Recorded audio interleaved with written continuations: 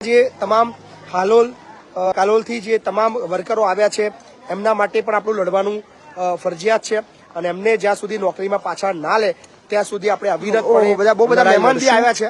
અહીંયા બધા કઈથી આવ્યા બધા તમે બધા? કાલોલ પંચમહાલ. આ બધા જ કાલોલ પંચમહાલ થી આવ્યા છે. બોલો બી લાઈન છે. પેલા બધાને મોઢા બતાવી દો. કઈ કંપની વાળા તમે બધા લ્યા? હીરો. હું જેવો દેખાઉં છું હીરો. હીરો કંપની વાળા બધા. આ બધા જ હીરો કંપની વાળા છે અને આ બધા જ કામદારોને છૂટા કર્યા તમને લ્યા? બધાને છૂટા કરી દીધા છે. ગેટમાં નહીં આવવાનું એવું કે છે? તો કોઈ તમને કાગળ બગડ આપી નોટિસ કોઈ પણ પ્રકારની નોટિસ કે કાગળ કશું આલ્યું નહીં? એક જ દિવસમાં ખાલી મેનેજમેન્ટે મોડે કહી દીધું કે નોકરી કાલથી તમારે આવવાનું નહીં એમ. તમારા કાર્ડ આઈ કાર્ડ લઈ ગયા જબરદસ્તી બધા ને? કોના આઈ કાર્ડ લઈ ગયા છે? તમે ફરિયાદ ના કરો એમ? તમારા આઈ કાર્ડ લઈ ગયા પાછા? ઝેરોક્સ બેરોક્સ તમારી જોડે હશે ને?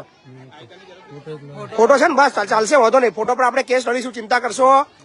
કાલ હવાલાજીનું આપણે અલ્ટિમેટમ આપીએ છીએ હીરો કંપનીને. કોણ તમારા કોન્ટ્રાક્ટર કોણ છે?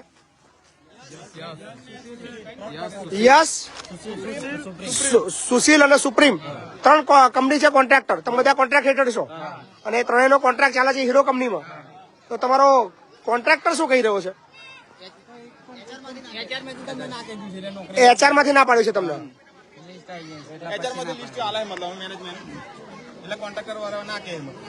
HR માં લિસ્ટ આવી છે એટલે તમને ના પાડે છે એમ કે છે? કાલે હવારમાં ગોધરા ખાતે તમારે બધાની ફરિયાદ દાખલ કરી દેવાની છે, બરાબર ને? તો એ છતાં બી 24 કલાક છે. હજુ કંપની મેનેજમેન્ટ આ તમામ કામદારોને પાછા લઈ લે. સિમ્પલ માગણી છે, કોઈ જ માગણી નથી.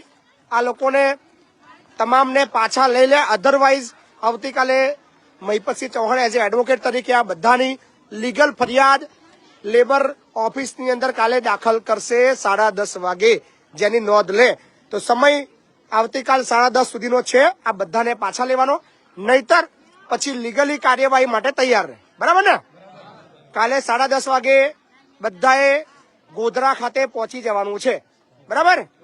તૈયાર રહેજો બધા. બધા જમીન જવાનું છે. નોકરીની કોઈ હાડાબારી નહીં રાખવાની, પણ ટાઈમે જમવાનું, બરાબર? કોઈ ચિંતા કરશો નહીં. બધા થોડી ભાઈ જમવા ચાલુ કરતા બધા. હા ભાઈ,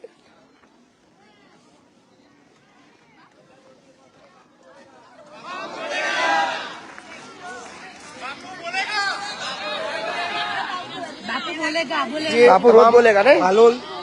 કાલોલથી જે તમામ વર્કરો આવ્યા છે એમના માટે પણ આપણું લડવાનું ફરજિયાત છે અને એમને જ્યાં સુધી નોકરીમાં પાછા ના લે ત્યાં સુધી આપણે અવિરતપણે લડાઈ લડશું.